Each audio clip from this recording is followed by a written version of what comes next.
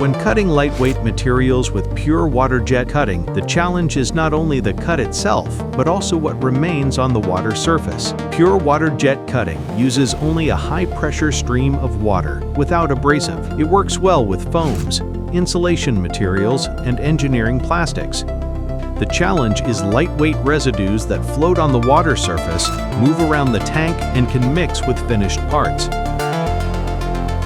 To address this, we developed a dedicated pure Waterjet table with an active circulation system. Integrated nozzles generate a controlled water flow, directing lightweight residues towards a collection trough. In a test with lightweight substitute material, the residues do not spread across the entire surface. They are gradually guided to a designated area.